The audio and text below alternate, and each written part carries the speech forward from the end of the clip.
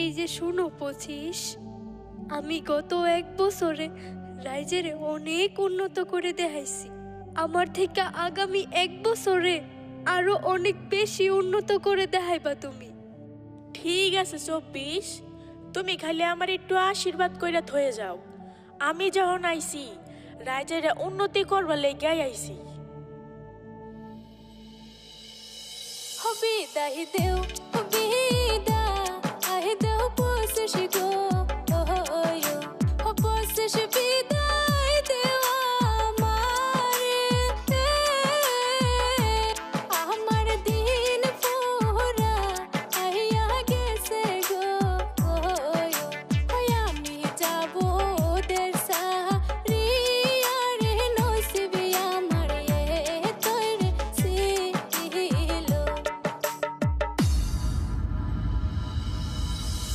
আরে 24, খারা খারা, তোর লগে আমার কিছু পুরনা হিসাব রয়ে গেছে। আজকে তুই 24 আসার পর থেকে আমি বরবাদ হয়ে গেছি। আমার লাখ লাখ কোটি কোটি টাকা সুদের ব্যবসা ছিল, সেই ব্যবসা আমার বন্ধ হয়ে গেল।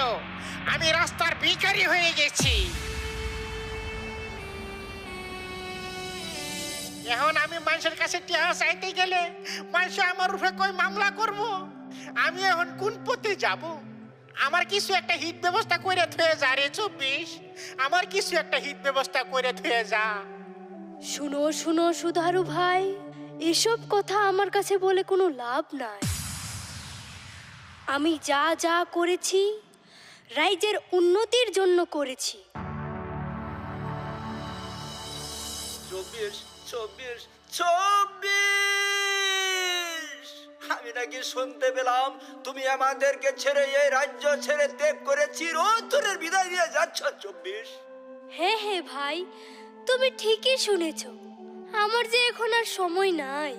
কিন্তু কিন্তু তুমি আমার জন্য এত কাঁদছো কেন ভাই? ও কেন কেন কাঁদবো না? তুমি যে আসার পরে আমি যে লক্ষ লক্ষ সুদি টাকার মুক্তি পেয়েছি।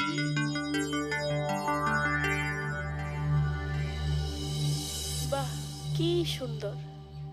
তুমি এত ভালো কাজ করেছো রাইজের জন্য।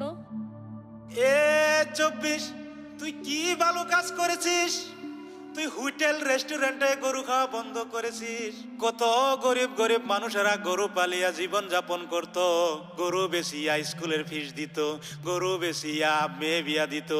আজকে তুই এইসব কিছু বন্ধ করে দিয়েছিস। গরু এখন বাজারে নিয়ে গেলে আগের মতো কিনার মানুষ পাওয়া যায় না। কথা বলেন ঠিক না বেটে? এরম 24 যদি সামনের দিকে আরো আয়ে তাহলে ভালো হইব না খারাপ হইব? খারাপ হইব। তাইলে আর এটার লিয়ে তো কান্দা গুড়ি কে, তাড়াতাড়ি গাড়ো দিরে বাড়াই।